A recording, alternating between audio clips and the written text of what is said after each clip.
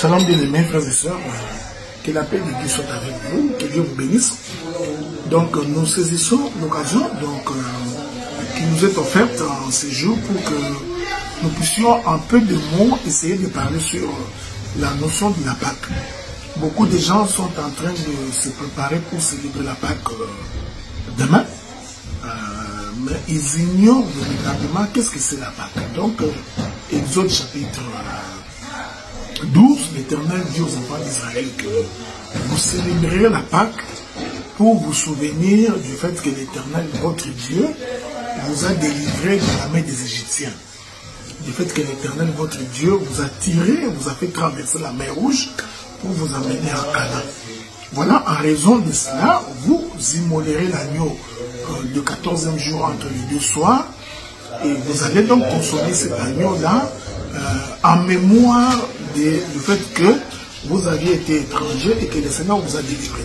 Déjà pris sous cet aspect-là, il est important de retenir que la Pâque se comprend comme étant le moment où tu as quitté la vie du paganisme, tu as quitté la vie de païen, tu as quitté la vie de la mondialité pour croire à la parole. Donc, ainsi, votre Pâque se comprend comme étant le jour de votre délivrance. Il n'est donc pas question pour nous aujourd'hui de célébrer la Pâque chaque année. Parce que nous croyons que la conversion s'est faite une seule fois dans la vie des hommes, mais la repentance est un processus continuel jusqu'à ce que le Seigneur viendra nous récupérer. Donc, par la Pâque, nous comprenons que l'Éternel vous a tiré de la vie vers la mort.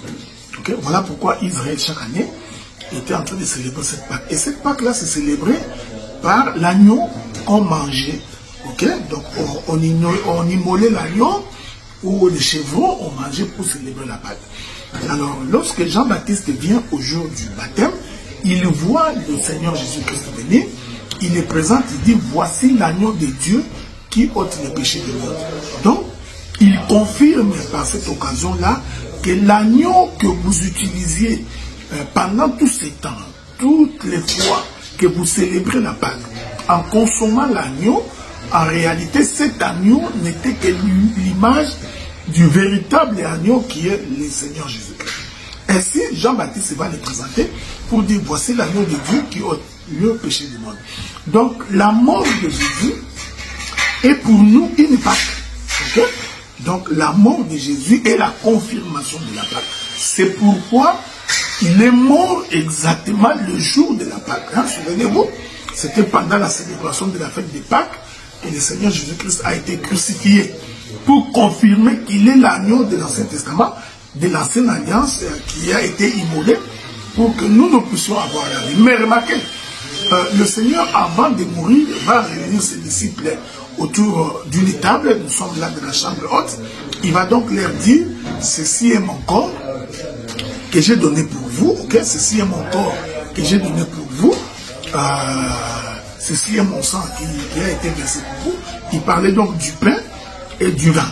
Okay? Il confirme que le pain, c'est ça son corps. En d'autres termes, le pain, c'est ça la Pâque.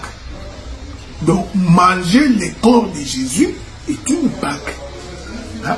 Donc, ce n'est plus une question de manger l'agneau, mais c'est devenu une question de manger le pain.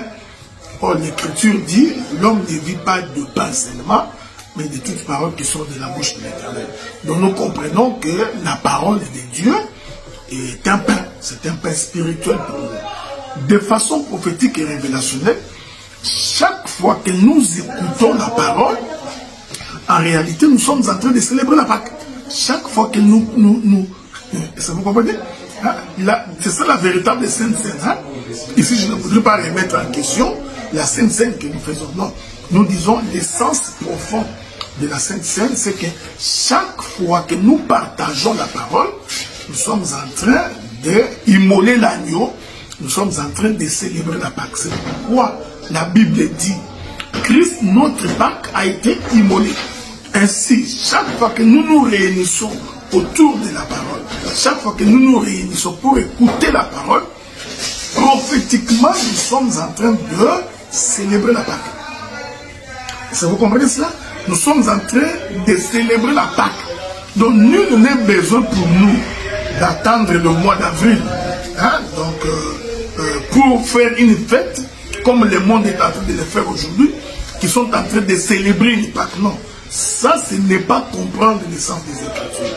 Donc les Pâques, les fêtes des Pâques juives ne constituaient que l'image de la véritable Pâque qui est la mort de l'agneau, lequel agneau, dès qu'il est mort, il nous a donné son corps qui est la parole, pour qu'au travers de la parole que nous puissions avoir la vie et de son sang que nous puissions vivre éternellement. Donc aujourd'hui, quand on a la véritable connaissance de la parole, on saisit que nul n'est besoin pour nous de célébrer une Pâque physique, comme plusieurs le feront aujourd'hui, car la véritable Pâque, c'est les pains coupés. Or, les pains coupés, c'est l'explication et l'interprétation de l'Écriture.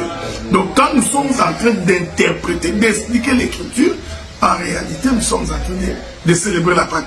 Donc, en expliquant l'Écriture, nous rompons les pains pour que le peuple puisse avoir la vie. Que la paix de Dieu soit avec vous, donc, et que la main du Seigneur soit avec vous. Nous vous remercions, nous nous excusons pour le bruit. Nous sommes en France, il y a un peu de bruit dans la maison, donc c'est tout à fait normal. Que Dieu vous bénisse.